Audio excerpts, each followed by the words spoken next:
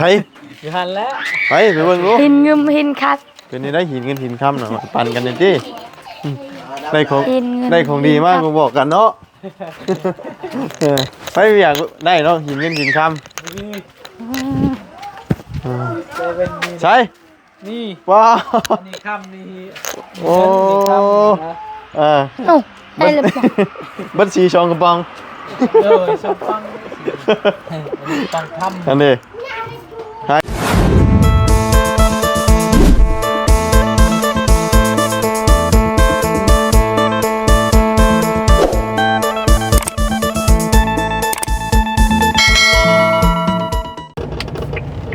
โอ้พี่น้องไงมาฮอดตอนดึกพี่น้องไงเนาะเป็นจังไดมื้อนี้เปิดแฟลชก่อนพี่น้องไงเป็นกะเกียมยังเด้พี่น้องไงเนาะป้าตู้กะเกียมยังแล้วอันนี้ป้าตู้กลางโต๊ะกลางเต้นเนาะอันนี้ป้าตู้เปิดเพลงยังนะบ่ใช่มาหอดตอนเลิกเลยเดือนแจ้งย่ำผูพี่น้องเลยเนาะติโตกลางเต้นอยู่นี่เลยเนาะโอ้ขอบคุญกับมาหอดเกือบ4 ทุ่มพี่น้องเลยเนาะโอ้เป็นได้ไงโอ้ใช่โอ้สวัสดีเลยสบายดีโอ้มาค่ำแท้มาหอดคำได้นี่นะกินข้าวกินน้ำเลยวะกินแน่ว่าเขาสิไปหาอันนั้นหาไม่ยังว่ายังไม่ได้กินแน่เพราะใส่โต๊ะลายดีเนาะโดยได้ลูกดีไม่แห้งเลยวะโดยใครแน่แล้วแมนดีใจแล้วโดยมาตูนมาเอาปลาบนมาทำงานนำเนี่ยหากับเหยียบยิงยาวเลยได้นี่นะผู้เดียววะผู้เดียวนี่แหละ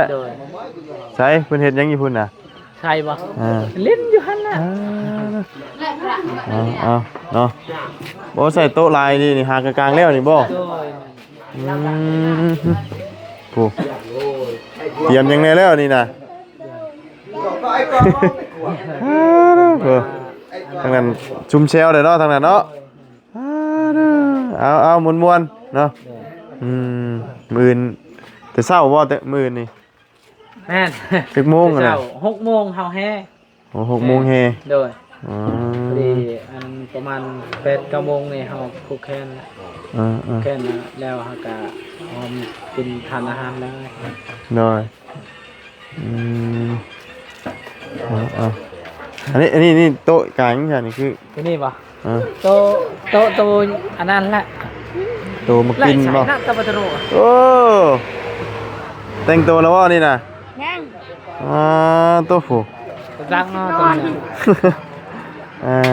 กะเกียมยังไงแล้วฮะด้วยเกียมยังไงแล้วอ่ะเกียมแต่ว่าจะน้อยประมาณ10หรือว่า1 โมงนี่เขาก็แบบว่าไปเอาอาหารก่อนโดยคนเฮ็ดให้นะสั่งคนโดยเต้นอันเดียวว่าคือ2ฮะใช่อีกอันนึงอยู่ทางล่างเขายังไม่ได้กลางอยู่โอ้อันนี้เนี่ยใครลูกนาบาวดีแล้วป่ะฮะลูกนาบาวใครแล้วป่ะใครแน่แล้วเนาะใครแน่แล้วจึงมานี่ฉันบ่ได้มาแล้วนี่ตั้งใจมาขึ้นเงินเจ้าได้นี่นะยิงยาวได้นี่นะบ่ได้พักแค่เลยออกมาออกมากัน6 โมงว้าวฮะแห่6 โมงเด้อ6 โมงว้าสิตื่นทันบ่นี่นอนอยู่นี่เลยแหละนอนอยู่นี่เลยแหละบ่อยากนอนอยู่เพื่อนนี่ก็นอนอยู่กระตุ้มพันนอนอยู่กระตุ้มกูเย็นจะจ้อยแล้วผู้เอาผมเอายังนี่แหละเบิ่งเฮาฮอสินอนมื้อนั้นบ่เอาผมอยู่ดอกมีเพื่อนโดยบ่เป็นยังดอกนอนไปหานอนบ้านพักพุ่นแหละเนาะบ่ตื่นให้ทันเด้ฮะตื่นให้ทันนะจังว่าแล้วโทรปลุกเอาได้เฮ้ยโทรเอาเนาะปลุกใครได้บ่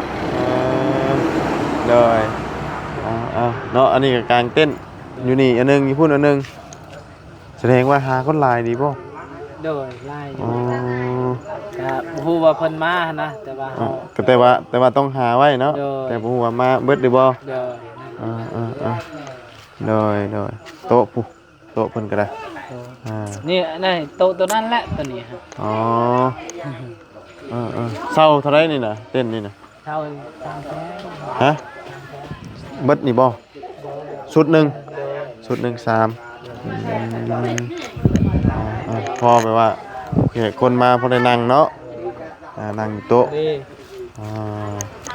พอดีงานแล้วกระเป๋ากระทิมเลย ฮะ กระเป๋าแป้ เข้าไป งานแล้วกับกระเป๋าแป้ เออ เห็นได้ใช่คือว่าแหละอยู่ใช่กับพี่น้องนะ เอาแบบว่าครั้งแรกเลยนะนี่แต่เกิดมากับครั้งแรกในเฮาเฮ็ดแบบว่างานแบบว่ามีพี่น้องหลายๆมาร่วมงานนะ โดยถือว่าครั้งแรกที่ว่าได้จัดงานแบบนี้ โดย คือว่าครั้งแรกได้ขึ้นเงินไหม ครั้งแรกได้ขึ้นเฮือนใหม่ ก็เฮาได้เงินเฮือนงามแน่อย่าให้พี่น้องเพิ่นก็ มา มาร่วมงานนำ รวมงาน มาห่วง งา ความยิ เนาะ นดีนะ โดยเมื่อบัดทุกคนน่ะบ่ทั้ง โดย หมดมือแล้ว นอนอยู่แถวบ้านพัก โดยเพิ่นเมื่อตะเวนบ่ โดยลุงว่าสิมานอนอยู่นี่เด้อตะแหลก ลุงสิมานอนอยู่นี่ โดย ลุงใดน่ะฮะมีสองลุงบ่ บ่เพิ่นยอกบ่เตียงแน่แล้วก็ลงเฮิมแน่เพิ่น มายก บ่แม่นบ่ได้อันตัวให้อันนั้นแต่งตัวท่าบ่ บ่ เออใช่ข้างนั้นเฮ็ดเตรียมเพียงเตรียมสิหนึ่งข้าวบ่ โดย ข้าง นึ่ หลัง งแล้วได้เข่าเด้อ หนึ่งเลย โดย คือหนึ่งไวแท้ นึ่งแต่อันประมาณ5โมง อ๋อ นึ่งแล้วเฮาก็ใส่บนอันนั้น แคทโฟม บนเกล็ดโฟม ให้มันฮ้อน โดย มันสิบ่เย็นบ่มื้ออื่น บ่ บ่ หักประกัน จางให้เย็นก็บ่เย็น ใส่ไปย่างให้เบิ่งดู โดย เป็นนี่ไดเนาะอ๋อเอาหนึ่งใช้โฟมนี่เลยเต็มบ่ได้บ่นี่น่ะ ตัวนี้แหละ อ๋อเมนบ่ได้บ่นี่น่ะ แม่น เออเออเฮ้ยอันนี้เต็มเลย โดย อัดไว้อย่างดีเลยมันก็สิฮ้อนเลยเนาะ แม่น แสดงว่ามื้อนี้มีแต่เฮ็ดอันน่ะแนวกินอย่างเดียว โดยแม่นว่ามืออื่นมือ กลางคืน โดยกลางคืนนี่แหละ อันนี้กล้าเกียมเลยได้เนาะอยู่เนาะ โดยพี่น้องมาเพิ่นมาช่วยเด้ ใช้ลุงนอนนะบ่ลุง ลุงเราบ่สบาย เอ้า เด็กกลัว ทางว่าจะขึ้นเรือนผู้เชี่ยว ใจพืชแน่ โอ้ยเนาะ ครับก็มาแต่ของหมอเลยครับ ไปยังไง ครับไปชงเพิ่นแบบว่า เอาตอนนี้ลุงอยู่ห้องหมอบ่ บ่ดำเนินนั้น เราอยู่นี่วะ เราอยู่เพื่อนเพิ่น เรานอนเพื่อนเพิ่นบ่ เพิ่นโดย อ๋อนั่นหมอเฮกเตรียม เอาเกาะเมื่อกี้แล้วมาปะจุกี้ เนาะ โดนมาได้แล้วมาปั๊บได้มันรู้ชื่อแล้วมาตะเบ็ดไป หนึ่งแล้วนี่เนาะ โดย หนึ่งจุขวดนี่เนาะเบิดนี่จุขวด มันนี่ช่องเป่าเด้ สองเป่า ช่องเป่า สองพัง เห็นบ่ล่ะงานแล้วเนี่ยเอาเป่าแปรเลย เบิดสองกระเป๋าเลย โดย ว้าวถ้ากินมาเบิดเฮ็ดได้น่ะ มา ฮะ บ่มา นาเบานาเบาอันนั้นบ่พอนี่ดีกว่าเรือโอ้แม่น บ่เรือก็บ่พอ แม่นเรือนี่ก็พอบ่ผิดนะ เออเอาเนาะ โดย เอาเนาะวัยรุ่นเนี่ยอยู่ในบ้านนี่บ่วัยรุ่น โดย เซโปน ฮะวัยรุ่นใช้โปนบ่ โดย โอ้เอาใช่เรา เซโปน เพิ่นนอนพี่เลยบ่ โดย ช่วย เว้นได้ โอ้ 6หม้อ 6 โมง โดย 6 โมงบ่แม่น6 โมง 3 1 2 3 5 เออโดยเอานี่เนาะเฮ้ยห้องน้ำทมนะบ่น่ะ ยังบ่ได้ทมไผสิไปทม พุ่นเนาะมันอยู่พุ่น โดย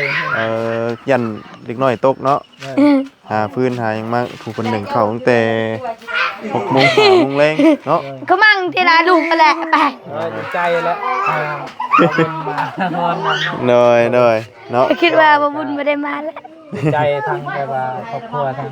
เรา เนยกะเพิ่นอาการเพิ่น ทานดีแล้ว ไข้แน่ โดย กะยังทายอยู่แต่กะบ่ได้ทายที่อะนะไข้กะลดแล้วเนาะก็เลยมา โดย บ่ได้นอน คื คื น น คือเห็นโคมแช่ บ่ได้นอนคืนหนึงกับมื้อหนึงเลยเต็มๆมื้อนั้นก็บ่ได้นอนเลยเด้มื้อแล้วก็ไปเลย แล้วก็ตอนแรง5 โมงจึงได้กลับบ่ได้นอนเลย ไม่ใช่หนังเล่นกินน้ำกินนายก่อน เนยเนาะพี่น้องเอ้ยให้พาเบาคือบ่สิบ่ถือหัวเพิ่นบ่เนาะมันสิขึ้นเบิ่ง ถึงแน่นอนเลย ยาเราใช้ยันถือหัวเพิ่นเพิ่นนั่งตารางเนาะใช้น้องไว้เด้อฮะ พูดนอนแล้ว เดี๋ยวจังหน่อยจังไปหาเพิ่น กินน้ำกินนายก่อน โดยขอบใจเนาะจังหน่อยก็หาแนวเฮ็ดแนวอยู่ให้กินเนาะมื้อจังสิกลางบ่หรือว่าจังโมงเนี่ย กลางอื่นนะ โมง กลางพอมันบ่ฮ้อนแดดเห็นเนาะ นั่นแหละ ใช่มีตู้ลำโพงบ่ใช่ มีตัวน้อย ฮะมีตู้น้อยบ่ เลย บ่มีตู้ใหญ่ครับตู้ใหญ่มันแพงเนาะ เลย เอาตู้น้อยๆเปาะๆเปะเนาะ เลย ตัวน้อยๆพอดี พอได้ บ่ต้องเอาลายตัวใหญ่ พอได้ฟัง เอาไปจักเสียดหยังเนาะ พอได้ฟังอันน่ะมวนซื่นหน่อยหนึงเนาะ เลยนั่นแหละ เอาดนๆมีเทื่อเนาะ เลย เอาพี่น้องถือว่าขึ้นเฮือนใหม่มื้ออื่นวัน นี่บ่สู ที่ ตร น้อง แม่บ่ ใส่ลอยคอแล้วคอย นี่บัวมี อันแบบอันว่าสูตรอันน่ะอัน โดย ยางอ้อมเฮือน โดยนี่ 3 รอบเนาะ โดย 3 ห้อง อืม เฮาแห่ เลยบ่ได้เฮ็ดอันยังมีอันยังฮีดผีแบบว่าอันนั้นบ่แบบคือหลายๆที่คนที่ผ่านมาเฮ็ดมันก็บ่คือกันนะ โด ทาง ย นี้ นี่ เนาะแต่ว่าทางนี้สิเฮ็ดแบบใด เฮ็ดแบบคนลาวนี่แหละ แบบลาวเฮานี่เนาะ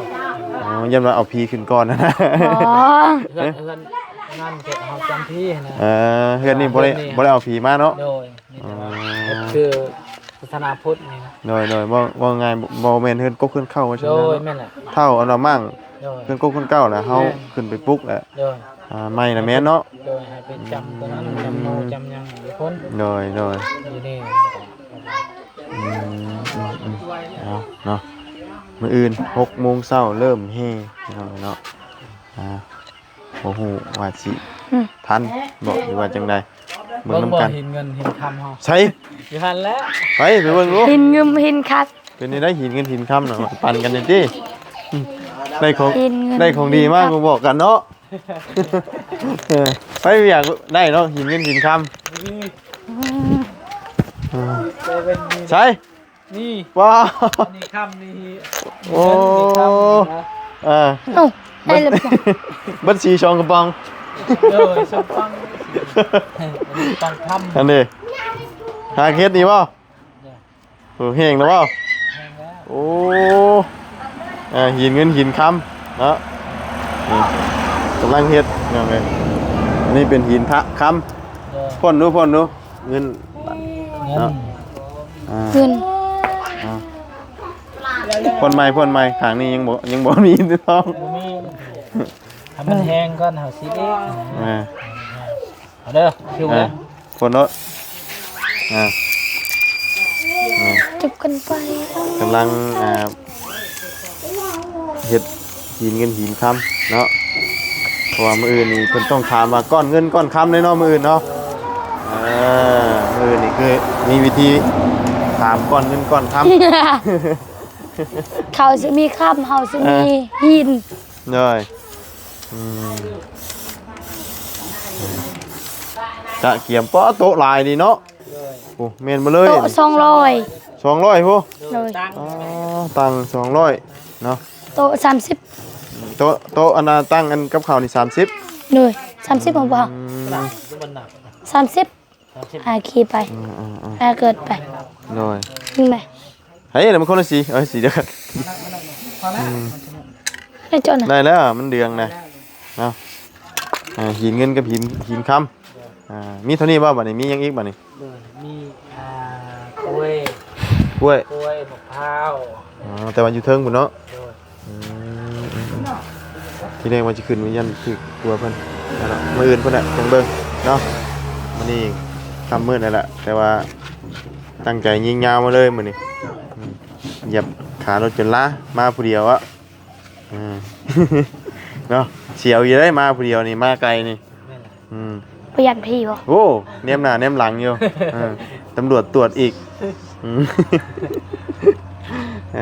ตำรวจตรวจแล้วก็ไปเพิ่นน่ะเนาะมาผู้เดียวย่านกันเด้ว่าจักเพิ่นสิยัดหยังใช่ว่าเนาะย่านกันเด้เอาดีใจนำวันนี้ก็เป็นมื้อกะเกียมน้ำเนาะวัยรุ่นนี่นอนพี่เพิ่นเลยบ่นอนเตรียมเฮ็ดกับข้าวเนาะ โดย แซ่บๆเด้อ แจง บ่ เลย แซ่บ ไป นี่ รุ่น มื้ออื่นจื้อหน้าไว้ได้มื้ออื่นนี่ แจงเลยไปรุ่น เนาะชายเนาะจื้อหน้าไว้ได้มื้ออื่นไปเฮ็ดบ่แซ่บเนาะ แน่บ่แล้วบ่แซ่บเฮาก็บ่กินแหละ บ่กินต้มแซ่บเนาะ โดย เอา จนมันจะได้จ่าย เขาจะให้เปาเตียงตำบักหุ่งมังหุ่งก็มีบ่ เบิ่นห้องให้ป่ะให้ยบไอ้แล้วหาย ฮะ เอาหกให้ จะเริ่ม โดยมี พุ่ง ปลาแดกอีหยังก็มีเรียบร้อยบ่บักพริกกระเทียมชื่อมาครบแล้ว โดย เตรียมพวกเครื่องครัวเตรียมหยังแน่น่ะ หลายอย่างหลายแนวเลย มีมื้อนี่คิดว่ามีหยังในอันแนวกินน่ะ มีแต่ซีซีน สิสิ้นเป็นลาบบ่คือเป็น เฮ็ดลาบแล้วก็ครบเนี่ย ครบมีลาบมีอบเนาะประมาณ2อย่างนี่เนาะ โดย กับตำบักหุ่งบ่ตำบักหุ่งนี่ไผอยากตำกินบ่ดีว่าไหนๆชี้มือ ใค ไป ร ชี้มือ อยากกิน ชี้มือไปชี้มือมันเนาะ อยากกินขี้มือเปาเตียก ขี้มือข่อยบ่กินบ่ ยังบ่เคยกินเถื่อ เอ้ยจื้อบ่ได้บ่ตอนนั้นท่านใด ก็อยู่กระตุกมันเด้ แม่ อันตำจ้ะ โอ้ ย่าย เนาะเฮ็ดบ่จื้อเด้ เด้อ กินแซ่บยังคิดว่า เอาเนาะทางจุเจ้าสิพากันนอนกระตุกบ่ นอนตูบ คือว่านะมันก็จังน้อยก็เตรียมอันนี้แหละเนาะ ก็ หาจากบ้านนะหามาขึ้นเฮือนนี่ น่ะเบก็ไม่เบก็เฮ็ด เฉพาะบ้าน คิด เขา ว่าเบ บ้านนี่บ่หรือว่าบ้านอื่นนะ แล้วก็บ้านเทิง อ๋อ น่าอ่อนอยู่เบแค่ ตามสิบ้านหักแต่บ่ฮู้ว่า แม่นพี่น้องเฮานะ ไปหาพี่น้อง โดยบ่แม่นพี่น้องเฮาบ่กล้าเข้าไป โดยว่าไงอยู่บ้านอื่นเมืองไกลแต่ว่าเฮาไปหาแต่ญาติพี่น้องเนาะ โดยแม่น อ๋อ แม่นว่า4-5 บานก็เอาหมด4-5 บานเลย โดย เอาแต่พี่น้อง ไปหาแต่ญาติพี่น้องตัวนั้นเนี่ยกลางให้นั่งนี่บ่ตัวนั้นคือได้เลยอ๋อ ยังบ่แล้ว มึงมาแล้วมื้ออื่นนะจังจัดโต๊ะจัดตั้งเนาะ มันคืออนามัยอีก อนามัยนี้จัดโต๊ะจัดตั้งหันอันนั้นเป็นกลางหมองเฮ็ดกินตัวนั้นเนาะ โดย ปวดตรึบให้จัดโต๊ะแม่หำ เป็นว่าเมาเลยแรกก็เมื่อยเลยกับมีงานนี่ แม่นเมาเหล้าเลยเมาเวียกเลย ดินเด้แลนพุ่นแลนพี่เด้ อันนั้นอันนี้จ้ะดูเลย แนวมันแหละเนาะ หลายอย่างหลายแนว เนาะเอามีหยังเนาะเดี๋ยวงานแต่งลูกสาวก่อนนี้อีกนี่ โดยแม่น เนาะได้ใช่ใกล้ได้นี่ เพราะเอาผัวก็ต้องจบม.7ก่อนแหละไปสิเอาตอนยังน้อง จงบ่เจ็ดบ่จังเอามั่นใจ มันใจ100% 100% จบตำรวจก่อน เอาจะว่าเด้อจบม.7เด้อถ้าเอาก่อนจบม.7นี่จะมียังให้ข่อย บ่มีหยังก็มีแต่ว่าเชิญใช่ ขึ้นทางเฮือนนำนาบ่าวค่อยหาอาหารมายังแม่ ฮะบ่อย่าดอกบ่กินดอกมียังอาหารน่ะ มันจะ กระดูกหมูชื่ออยู่ ฮะ กระดูกหมู อย่าดอกบ่เป็นหยังดอกมื้ออื่นยังกินก็ได้เนาะมื้อนี้ก็ดึกแล้วเด้เป็นหยังดอกมา 9 โมงแล้วบ่ ฮะ 9 โมงแล้ว แล้วไปสิชิบแหละ แม่นเลย เก้าในใช้มันดึกไงได้ ว่าออกมาแต่บ้าน เจ้าผมเมื่อเลยนอนอยู่นี่เลยแหละ อยากเมื่อนอนนี่แหละเนาะนอนอยู่นี่ช้ำบ่ได้นอนไหน โดย เพราะว่าเอาเสียงดังเด้ โดยนั่น เสียงเวลานั่น บ่ เสียง ค่อย เว้า แจ้ กั ง น เลยมื้อนี้บ่อยากนอนแจ้งบ่ตายบ่เมื่อบ่ตายบ่เมื่อ มันลืมตึมตั้มเด้เจ๋ง บัดแฮนะตาลับคือตาคือจักลับ เต เล รี ย ยมแล้วบ่ชุดงามน่ะ เตรียมเรียบร้อย ตัดแล้วเรียบร้อยบ่ แล้วเรียบร้อย อ๋อเดี๋ยว ปืน เรียบร้ ก็ อย สิแปลงร่างให้เบิ่งคือเจ้าสาวเลย เอา ใส่อันนั้นเลยใส่ ใช่นะ เอางามเลยบ่ แม่น ใช่มี ๆเอายาไปเจาะเอาขี้ลิ้นคอยเช็ดให้นะเบาคอยเช็ดให้นะเบานั่นเบิ่งเลย เบิ่งกันไดโอ้ คอยเช็ดให้ตานะเบาออกเลย ผีว่ะ ว่าที่แม่แม่น เอามื้ออื่นจังเบิ่งน้ำกันสิสวยงามสำใดเนาะแต่งหน้าดีๆได้มันเอาหน้าดำเด้มี ตั้งเอา มีแป้งนี่ได้ กูจางอันชามเซน ละ ชามเซนกูจางอัน เอาเนาะ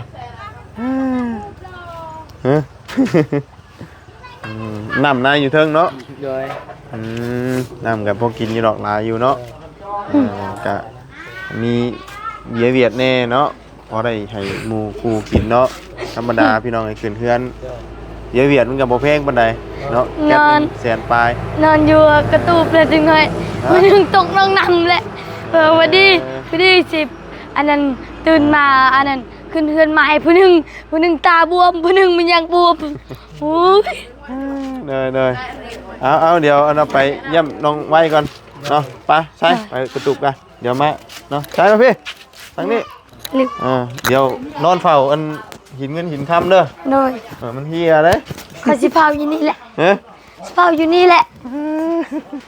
ไปลุก โอ้คนกะเกียมนอนพี่ได้นี่นะใช่นอนนี่บ่ โดย โอ้ สวัสดีเว้ย สบายดีล่ะ สวัสดีแต่สวัสดี โอ้ให้ชินอนอยู่นี่แน่นี่ว่า 1 2 3 4 4 คน 5 ให้หา 5น้ำปลา อ๋อป้ากับชินอนนี่ 4 สาว 4 สาวเอาผ้ามาห่มมันจังบ่หนาวเนาะผ้ามาห่มเอามื้ออื่นแต่งตัวงามเด้อมื้ออื่นเด้อแต่งสวยๆรถมื้ออื่นนี่เนาะ ขาบ้างล่ะ ถ้าเบิ่งรถ ใส่ถ่ายบ่มีบ้าเด้อ ไผสิงามกว่ากันมื้ออื่นนี่แต่งให้กันเด้อ โอ้เขาจะงามกว่าแล้ว เอ้ย เพราะเขาจังช่างแต่งหน้าเด้ บ่มาสิแต่งให้มา จือจอให้ค่อยเงินค่อยก็บ่วายจะแตก แต่งให้พี่เนาะ แต่งให้พี่ยังไงแต่ง ถ้า คือ ปากแดงให้เนาะ สุดท้ายแขกนี้มั้งยังใส่คือพี่นี่ หน่อยเนาะ เงยลูกอ่ะกันหน่อยแดก เนาะจังหน่อยเพิ่นก็กะเกียมเฮ็ดมื้อกินได้พี่น้องหนึ่งข้าวนี่เพิ่นหนึ่งไว้แล้วเนาะ ดื้ออะไร บ่เล่นฮะบ่เล่นตกนะฮะตกนะฮะตกเลย เจอเหมือนแต่ไหนได้ปลาเทียมปลา ลงมาเดี๋ยวตกฮะ ดูอะไร นั่งลงบาดนี้ เปีย เดือนแจ้งเนาะมื้อนี้เนาะใครในเดือนแจ้งเนาะเดือนแจ้งมื้อนี้ เลย เดือนเต็มดวงเลยพี่น้องครับผู้ มันจะคิดถึงเรื่อง เดือนงามดีเข้ากับบรรยากาศเลยเนาะเป็นบ้านใหม่น้องชัยนี่พี่น้องเลยไปซะเบากลับก่อนเด้อ เลย มื้ออื่นเช้าเจอกันเฮาเมื่อพักผ่อนกันเดี๋ยวมื้ออื่นมาบ่ทันได้6 โมงเช้าต้องตื่นแต่ตีห้าพุ่นจักนี่พี่น้องเลยเนาะ ตื่นแต่ตี 4พุ่น ฮะ ตี 4พุ่น ตี4พุ่น เพื่อแต่งตัวละล่อเด้ ซ้ำเก่านะล่ะบ่าวน่ะ คือว่าเล่นน่ะเบาร ออยู่แล้วเนาะ ใส่แต่รองเท้านำก็บ่ได้อาบมาดีหัวก็ฟูเนาะ นี่เด้รองเท้ากันรองเท้าแปะนี่แหละดีมีหมู่เพื่อนกลุ่มหนึงแต่งตัวไฮโซเงินบ่มีในกระเป๋า เอาไปจะบ้าไปเด้อ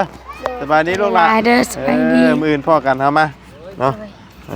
ไปพี่น้องเอ้ยมื้ออื่นมาพ่อกันเนาะมื้อนี้ก็มาฮอดตอนดึกพี่น้องเอ้ยเนาะก็เลยมาเบิ่งว่าเพิ่นกะเกียมยังเพิ่นก็กะเกียมเก็บตั้งเต้นพี่น้องเอ้ยเนาะมื้ออื่นพี่น้องเอ้ยว่าสิหลายชำใดคนกันเนาะใครดอกมันโล่งอยู่มื้อนี้ก็เดือนแจ้งมันเย็นพี่น้องเอ้ยเนาะมื้ออื่นจะค่ำนะเพิ่นเอิ้นน่ะ นึ่ง 1 ค่ำบ่ โดย บ่แม่นแฮมบ่คือแรม แม่ แฮมเนาะแฮม1 ค่ำ แม่ ออกใหม่นี่มันเลยมาแล้วเนาะ โดย ไปชามืออื่นพ่อกัน โดย เนาะมื้อนอนพักผ่อนก่อนห้องทันได้นี่ยิงยาวเลย ไปเด้อ เลยยังบ่ได้ห้องนะพี่น้องจวดขึ้นมาพี่เลยไปชามืออื่นพ่อกันเนาะสำหรับนี้ก็ลำลาก่อนเด้อชาวพี่น้องเนาะพบเจอกันใหม่ขอบคุณพี่น้อง FC เด้อที่เข้ามาติดตามนะครับชมเนาะไปแล้วพี่น้องสบายดี